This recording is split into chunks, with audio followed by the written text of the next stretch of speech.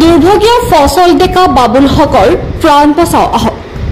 হয়, তেওঁ এগৰাকী 22 বছৰীয়া সুঠাম চেহেৰাৰ সফল ডেকা। এওঁ হাউলি নগৰৰ 8 নং ৱাৰ্ডৰ বাসিন্দা আবিদা খাতুনৰ একমাত্ৰ পুত্ৰ বাবুল হক। পিতৃহীন এই ল'ৰাজন কিছুদূৰ পঢ়ি অন্য বস্ত্ৰ বাসস্থানৰ তাগিদাত বিদ্যালয় এৰি কাম কৰিছিল। হোটেলত কাম কৰা মাকক সকাহ দি সুখৰ এখন সংসাৰৰ সপোন দেখিছিল। কিন্তু হঠাৎ যেন মাতৃ পুত্ৰৰ সপোনবোৰ ছাৰখাৰ হৈ গ'ল।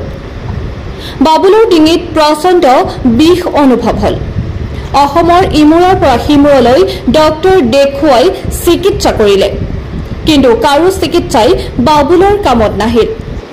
অৱশেষত উপায়ন্তৰ হৈ একমাত্ৰ সন্তান বাবুল হকক জীয়াই ৰাখিবলৈ মাক আবিদা খাতুনে ল'লে চৰম সিদ্ধান্ত।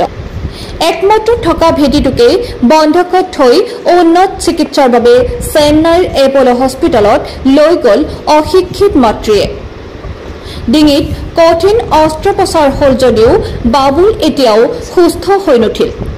ঘৰ ভেটি স্বামীহীনা আবিদা খাতুন এতিয়া পুত্ৰক চিকিৎসা কৰিবলৈ হাতত ফুটা কৰি এটাও নাই।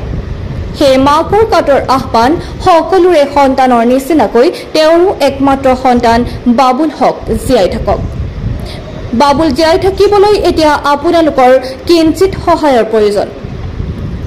সেয়েহে দুৰ্ভগীয়া ঘৰ মাটি ভেটিহীন বাবুলক আপোনালোকে সহায় কৰি জীৱন ভিক্ষা দান কৰক। কিয়নো আন 10জনৰ নিচিনাকৈ বাবুলেও এই সুন্দৰ পৃথিৱীত জীয়াই থাকিব বিচাৰে। বাবুলক আৰ্থিকভাৱে সহায় কৰিবলৈ তেওঁৰ সকলো তথ্য ভিডিঅ'টোত দিয়া হ'ল। PhonePe number 9864316286।